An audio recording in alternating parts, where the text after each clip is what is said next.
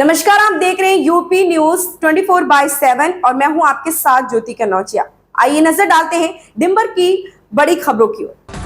दिल्ली में पेयजल संकट पर छिड़ी जुबानी जंग के बीच एलजी के सक्सेना ने कल हरियाणा के सीएम नायब सैनी से बात की। वीके सक्सेना ने एक्स पर जानकारी देते हुए कहा कि हरियाणा के मुख्यमंत्री नायब सैनी से बीते सोमवार को बात हुई। उन्होंने दोहराया कि दिल्ली को आवंटित हिस्से के अनुसार पानी उपलब्ध कराया जा रहा।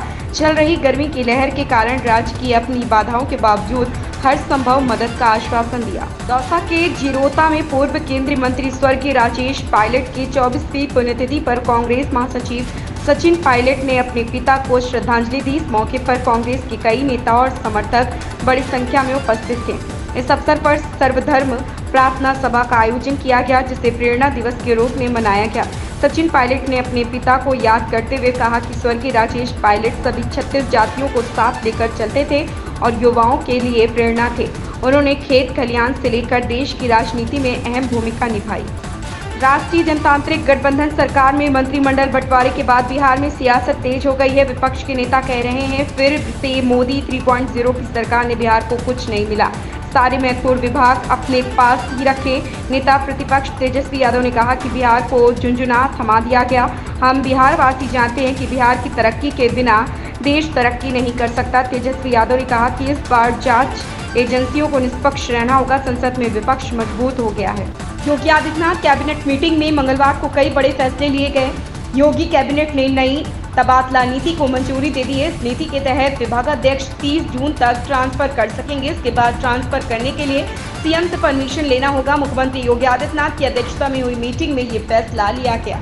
जम्मू कश्मीर के रियासी में रविवार को हुए बस आतंकी हमले पर भाजपा की पूर्व नेता अनुकूल शर्मा ने चिंता जाहिर की। उन्होंने कहा कि किसी भी रूप में आतंकवाद को माफ नहीं किया जा सकता। उन्होंने लिखा, किसी भी रूप में आतंकवाद को माफ नहीं किया जा सकता। मेरी संवेदनाएं शोक संतप्त परिवारों के साथ पीड़ित परिवार के प्रति संवेदना और घायलों के शीघ्र स्वास्थ्य की कामना कर रही हैं। समाजवादी पार्टी प्रमुख अखिलेश यादव लोकसभा चुनाव 2024 में कन्नौज सीट से जीत हासिल करने के बाद करहल विधानसभा सीट से विधायक पद से अपना इस्तीफा सौंपेंगे। इसका मतलब साफ है कि अखिलेश अब राष्ट्रीय राजनीति में अपनी भूमिका निभाएंगे। मैनपुरी के पूर्व सांसद और अखिलेश के भतीजे तेज प्रताप यादव करहल विधानसभा सीट से चुनाव लड़ने की संभावना है।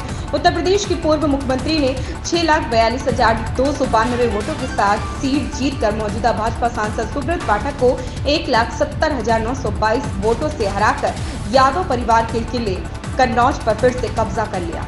राष्ट्रवादी कांग्रेस पार्टी एनसीपी के संस्थापक शरद पवार ने लोकसभा चुनाव प्रचार के दौरान प्रधानमंत्री नरेंद्र मोदी पर उनके भटकती आत्मा वाले तंज को लेकर उन पर पलटवार किया। शरद पवार ने खुद को भटकती आत्मा बताया और कहा कि यह रहेगी और पीएम मोदी का साथ कभी नहीं छोड़ेगी। महाराष्ट्र के अहमदनगर आधिकारिक तौर पर अहिल्या नगर कहा जाता है में एक रैली को संबोधित करते हुए एनसीपी शरद चंद्र पवार गुट के प्रमुख शरद पवार ने केंद्र में गठबंधन सरकार बनाने को लेकर पीएम मोदी पर कटाक्ष किया। एन चंद्रबाबू नायडू को मंगलवार को उनकी तेलुगु देशम पार्टी के विधायकों के साथ साथ राष्ट्रीय जनतांत्रिक गठबंधन एनडीए के सहयोगी भारतीय जनता पार्टी भाजपा और जनसेना के विधायकों द्वारा आंध्र प्रदेश के नए मुख्यमंत्री के रूप में चुना गया।